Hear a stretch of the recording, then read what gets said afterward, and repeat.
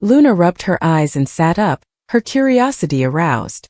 As a lifelong viewer of the show, she'd watched Ridge's romantic relationships twist and flip more times than she could remember. His on-again, off-again relationships with Brooke Logan and Taylor Hayes were the stuff of soap opera mythology, a story that had held audiences glued to their TVs for decades. But this was beyond Ridge's expectations. She tapped into a fan group chat, where messages were coming in quicker than she could read. How could he do this to Taylor? One fan sobbed. He is plummeting again.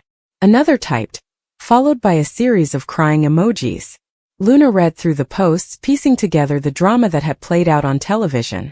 The episode had begun with all the trappings of a perfect Forrester wedding. The site was a vision. Forrester Creations' large showroom was converted into a romantic refuge adorned with white roses and sparkling chandeliers. Taylor, gorgeous in a custom-designed gown, came down the aisle with a peaceful smile, her gaze fixed on Ridge. The guests, a who's who of Los Angeles' elite, whispered about how this wedding felt different, as if Ridge had finally made up his mind after years of deliberating between Taylor and Brooke. Even Taylor's daughter Steffi had been cautiously optimistic, expecting her parents would finally be together for good. But when the officiant began the vows, something changed. Ridge's jaw tensed, and his gaze darted toward the exit. Luna could image the room's tension, how the air swelled as everyone noticed his hesitancy. Taylor, ever sensitive, reached for his hand, her voice soft yet calm, and asked, "Ridge, are you all right?" The question stayed there, unanswered as Ridge's face collapsed. In an unexpected move he murmured, "I can't do this," and dashed down the aisle, leaving Taylor standing alone, her bouquet quivering in her hands. Luna's phone buzzed again. A clip from the show was circulating. She pressed play, watching as the camera focused on Taylor's face, her calm slipping as she comprehended Ridge's betrayal. The visitors gasped and murmured, and Brooke, seated in the rear, appeared split between astonishment and hope. Luna couldn't help but feel sympathy for Taylor. The mother had gone through so much years of competing with Brooke, raising her children in the midst of Ridge's indecision, and now this public humiliation. However, Luna was aware that the show's fans were divided. Some would celebrate Ridge's departure, hoping for a reunion with Brooke, while others would support Taylor, enraged at Ridge's cowardice. As Luna sipped her coffee, she considered Ridge's character. He was the archetypal soap opera heartthrob, charismatic, gifted, and constantly conflicted. As the CEO of Forrester Creations, his life was a blur of high-stakes fashion transactions and even higher-stakes romances. His inability to choose between Brooke and Taylor had defined much of his story, a decades-long tug-of-war. Luna recalled prior episodes, Ridge proposing to Taylor in Paris, only to be attracted back to Brooke weeks later, Brooke and Ridge's sensual reunions, punctuated by Taylor's reappearance with some earth-shattering discovery. It was a loop that kept spectators engaged but sometimes frustrated. "Pick a lane, Ridge," Luna murmured to herself, reflecting the sentiments of many admirers. The fanbase was now debating Ridge's motivations. Some suspected that he had gotten cold feet because of his affections for Brooke, who had been particularly quiet in the episodes preceding the wedding. Others worried if it was anything more serious, a fear of commitment, a midlife crisis, or perhaps a fresh secret ready to be revealed. Luna tended towards the latter. The bold and the beautiful never lets a bombshell moment like this go by without a twist. Perhaps Ridge had discovered something about Taylor, or Brooke had dropped a hint that rekindled their romance. Or, Luna speculated with a smile, perhaps a new character was going to enter Los Angeles with a secret that would upend everything. Luna's thoughts drifted to the other characters involved in the repercussions. Steffi, Ridge, and Taylor's daughter would be outraged. She'd always been Team Taylor, fiercely guarding her mother's heart. Luna could already see Steffi coming into Forrester Creations and confronting her father with the characteristic Forrester fury. Finn, Steffi's husband, would most likely try to mediate the conflict, but his loyalty to Steffi may draw him into it. Then there was Thomas, Ridge and Taylor's kid, who had been working on his own redemption story following years of questionable decisions. Would this lead him back into old habits, or would he stick with his mother? Brooke, of course, was a wild card. Luna had always been fascinated by Brooke, a lady who was both reviled and admired by followers. Her connection with Ridge was evident, but her history of meddling had gained her a number of enemies. Brooke's reaction to Ridge's departure was unclear in the episode clip. She hadn't chased him or gloated. She just sat there, her countenance enigmatic. Luna wondered whether Brooke knew what was coming. Maybe she had sown a seed of doubt in Ridge's mind, or perhaps she was as surprised as everyone else. In any case, Luna knew the writers were going to make the most of this love triangle. As Luna scanned through more fan replies, she came across a thread detailing the wedding's aftermath. Apparently, the next episode saw Ridge fleeing to a tavern, where he met an unexpected ally, Quinn Fuller. Quinn, with her keen wit and convoluted past, wasn't Ridge's typical confidant, but Luna could understand the attraction. Quinn had a knack of cutting through the drama, delivering harsh advice that Ridge would require in a time of crisis. Luna chuckled at the thought of those two sipping a drink while scrutinizing Ridge's latest mistake. She could almost hear Quinn exclaim, "Ridge, you are a walking disaster. Choose a woman and stick with her." Luna's thoughts turned to the larger world of the bold and the beautiful. The program has always been about more than romance. It was a complex tapestry of family dynamics, corporate power plays, and secrets with the potential to destroy people. Forrester Creations, the story's central fashion empire, was just as important a character as Ridge or Taylor. Its runway shows, boardroom clashes, and elegant parties served as the backdrop for every major subplot. Luna adored how the show seamlessly combined high fashion and intense drama, making each episode feel like a guilty pleasure.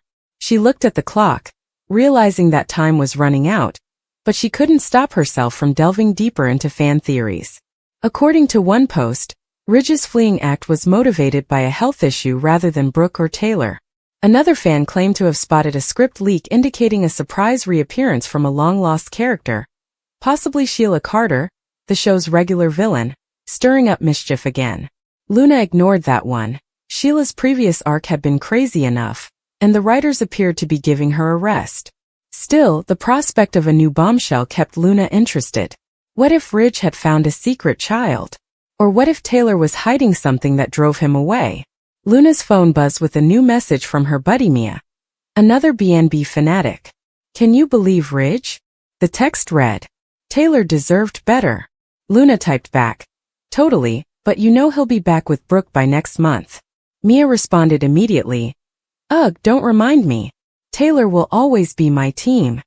Their banter continued, with Luna claiming that Ridge's hesitation was key to the show's popularity. Without his flip-flopping, the bold and the beautiful would lack its trademark chaos. Luna continued thinking about Taylor while getting ready for the day. The woman was a saint for enduring Ridge's crap for so long. Luna respected Taylor's fortitude, her work as a psychiatrist, and her love for her children. But she also worried if Taylor was overly forgiving. Perhaps this calamity would give her the motivation she needed to move on, to find someone who would not abandon her at the altar. Luna pictured Taylor finding a new love interest, someone dependable, unaffected by Brooke's charm or Ridge's turbulence. By the time Luna left her apartment, her mind was racing with options. Would Ridge crawl back to Taylor and beg for forgiveness? Would Brooke use this opportunity to reclaim her position in Ridge's heart? Or would the writers throw in something unexpected, such as a new character or a surprising revelation? Luna knew one thing for certain. The bold and the beautiful would keep her wondering. She plugged in her ears, launched a podcast that summarized the episode, and strolled out into the LA sunshine, immediately counting down to the next episode. The podcast hosts were just as enthusiastic as the fans, analyzing every glance, remark, and dramatic pause. They speculated on Ridge's next move, with one presenter predicting he'd leave town for a while before returning with a huge gesture. Another recommended Taylor react, possibly by teaming up with an old flame such as Thorne or Eric. Luna chuckled at the thought of Taylor and Eric rekindling their relationship. That would spice things up. As she walked, she couldn't help but be amazed at how a single episode could elicit so much argument and passion. That was the magic of the bold and the beautiful. It was more than simply a program. It was a world in which love, treachery, and second chances intersected in the most addictive way possible. Luna's day continued, but the wedding disaster remained with her. At work, she snuck glances at her phone to read fan club updates. Someone tweeted a meme of Ridge racing down the aisle with the phrase, "When you realize commitment is forever." Another fan wrote a poignant essay about why Taylor deserved more, which received hundreds of likes. Luna added her own comment. Ridge needs to figure himself out before he breaks anyone else's heart.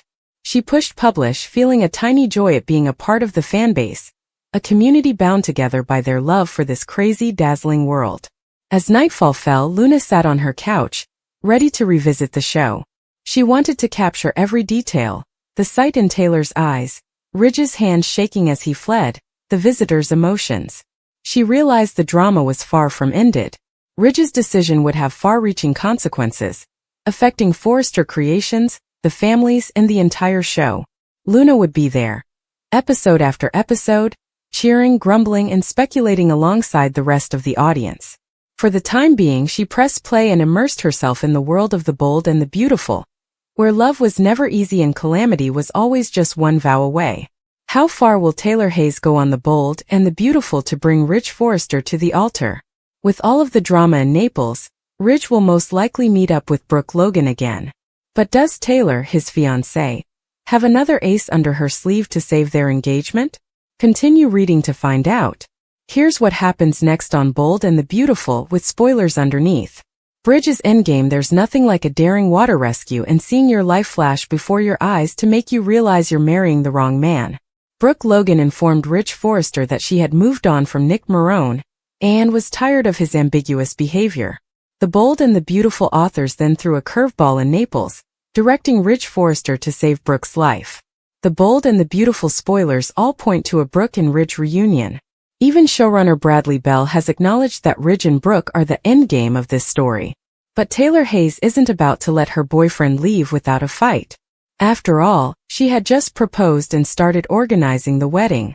Will she do something dirty to ensure Ridge does not abandon her? Taylor's broken cardiac returns. When Taylor returned to Los Angeles, she was experiencing cardiac difficulties and was later diagnosed with broken heart syndrome. It was really killing Taylor to see her ex-husband with Brooke Logan. Taylor was fine, and her heart troubles disappeared immediately when she and Ridge reconciled. However, buzz on the internet is that Taylor will get heart palpitations as soon as she learns about the sparks burning between Brooke and Ridge. Will Taylor pretend to have heart problems so that Ridge cannot dump her? Who do you think would be the ideal fit for Ridge? Sheila was never the type of person who let others in readily. Her existence, woven together by half-healed scars and guarded glances, was a protracted exercise in keeping the world at arm's length. She was efficient, organized, and cautious about entanglements. That is how she survived. However, life has a knack of putting certain people in our path who disarm us, slipping past our fortifications not because they force their way in, but because their presence renders the walls superfluous. Sheila encountered that person in the guise of Lee. Lee was quiet, but not in a way that indicated he had nothing to say. Rather, her quiet felt like a form of listening, one that could bear the weight of another person's hidden truths without passing judgment. She walked with steady confidence, and her eyes appeared to perceive far more than they did. The two women met in circumstances that could have stayed incidental. An overlapping project, a shared place, a few friendly discussions. But Luna altered everything. Luna wasn't human, she was a cat. A little slate-gray creature with amber eyes and an uncanny ability to arrive unexpectedly. Sheila had taken Luna in almost by mistake 2 years ago, when the cat limped into her yard on a rainy evening. At first, she told herself she'd keep the animal until she located its owner. Days stretched into weeks and weeks into months, and before Sheila knew it, Luna had become more than just a companion. She was a tether, anchoring her in moments when loneliness threatened to become permanent. Lee noticed Luna the first time she went to Sheila's place. The animal, which typically avoided strangers, strolled right up to Lee and rubbed against her legs like an old friend. Sheila was astonished. Luna was not one to show affection without a thorough vetting process. Lee merely leaned down and scratched behind Luna's ears with the confidence of someone who had known the cat for years. There was no discomfort or coaxing, only a quiet mutual recognition between them. That brief moment marked the beginning of something Sheila and Lee could not yet name. Over the next few weeks, the two women found themselves thrust together more frequently. Workplace emergencies necessitated late evenings. A community function demanded both of their participation. Sheila found herself lingering after meetings, Not because she had anything else to say, but because Lee made quiet pleasant. Conversations between them were not forced. They flowed freely, frequently in the gaps between required words. Luna was constantly present, whether perched in a nearby chair, weaving around their legs, or curling in Lee's lap as if she had been waiting for her the entire time. Sheila called Lee over for tea one evening, following a particularly grueling day.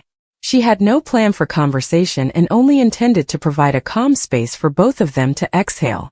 The kettle hissed softly on the stove as rain pattered against the windows. Lee sat at the little kitchen table, absent-mindedly sketching circles on the wood grain as Luna dozed nearby. When Sheila laid down the mugs, Lee looked up and said, "She trusts you completely." Sheila believed she meant Luna, but Lee shook her head slightly, as if she had read her mind. Not only her. People notice stuff like that, even if you don't. Sheila wasn't sure what to respond.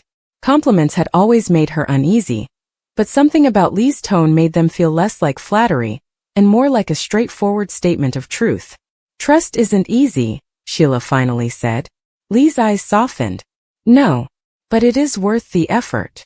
They sat for a long time sipping tea, the silence between them pleasant rather than empty. Sheila and Lee's alliance was not based on common ambition or convenience. It evolved in the peaceful hours, via modest acts of kindness and unguarded moments.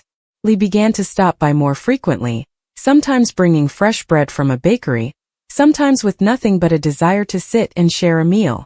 Sheila found herself opening up, not in big admissions, but in incremental revelations that felt momentous all the same. She told Lee about the day Luna arrived, how she brought the moist, trembling cat into the kitchen and muttered, "It's okay now," not knowing whether she was reassuring the animal or herself. Lee, in turn, provided details from her own life. She spoke of growing up in many nations and the difficulties of belonging nowhere and everywhere at the same time. She talked about her grandmother's garden, the only place she'd ever felt genuinely at home. When Lee said it, Sheila could practically smell the damp dirt and see the rows of herbs bending in the wind. Their friendship gradually evolved into a tacit partnership, recognizing that they had found a kindred soul in each other. They began to collaborate beyond the scope of their work. When Sheila mentioned a community initiative she was considering, Lee offered to assist. They spent lengthy weekends painting signs, arranging supplies, and devising strategies to make the venture sustainable. Luna, of course, directed the entire operation from her favorite chair, occasionally batting at the edge of a paintbrush. Sheila hadn't always been without friends. She had, but they had always been at a certain distance, like visible but unattainable stars. The distance was no longer an issue for Lee.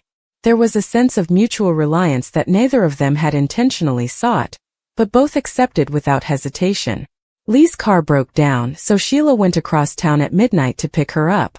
When Sheila became unwell, Lee arrived with soup, groceries, and selfless care. Sheila caught herself staring at Lee across the kitchen one afternoon, months after their first meaningful talk. Lee was laughing, genuinely laughing, at something trivial and foolish, her eyes bright and unrestrained. Luna was cuddled in her lap and purring like an engine. The sight struck Sheila with an unexpected clarity. This was how safe she felt. Not the absence of danger, but the presence of someone who can see and accept your true self. Their alliance evolved with the changing seasons. It began to expand beyond the scope of their personal lives. They went on short adventures together, such as day trips to surrounding towns and treks through forest paths with the scent of pine and moist leaves. Luna stayed at home on those journeys, but her absence did not diminish her importance. She remained the subtle link that had first brought them together. On one such journey, as they stood on a cliffside watching the sun fade into the horizon, Sheila muttered, almost instinctively, "It's strange. If not for Luna, we may have remained strangers." Lee smiled slightly. Sometimes it takes a living reminder to notice what's already there. Sheila reflected. Perhaps she had noticed Lee before Luna intervened, but she doubted she would have had the courage to close the gap on her own. Back in their city life, obstacles arose as they usually do. Sheila's employment took an unexpected turn, requiring more of her time and effort. Lee had her own upheaval when a family issue forced her to fly abroad for many weeks. Their communication was irregular at the time, with occasional messages and brief phone calls when time zones coincided. Sheila missed her in unexpected ways, and the absence of their easy companionship left her with a quiet sorrow. Luna seems to notice, frequently sitting at the door in the evenings, as if waiting for Lee to arrive. When Lee returned, there was no dramatic reunion. Just a knock on the door, Luna's happy meow, and the normal cadence of discussion resumed where it had left off. That was the essence of their connection. Stable, durable, and unaffected by distance. They began to speak tentatively about the future. Not great ambitions but shared visions. A community place they could build together, gardens for neighbors to meet, and classes for skills and crafts.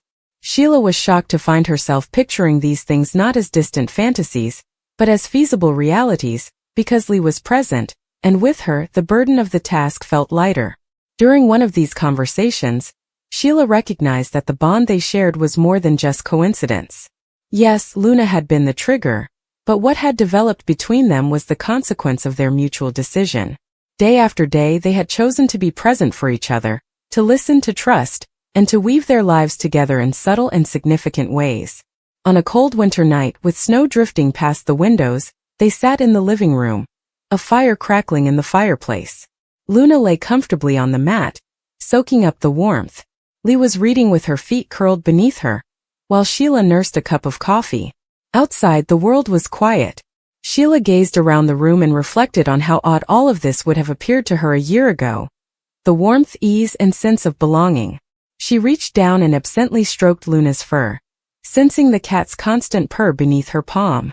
When she looked at Lee, she noticed she was watching with a knowing smile in her eyes. They did not need to say anything. Some relationships didn't need continual validation. They just existed like gravity, keeping everything in place. And as Sheila leaned back, allowing the silence envelope her, she realized that whatever obstacles lied ahead, she and Lee would tackle them together. Not because they had to, but because they chose to.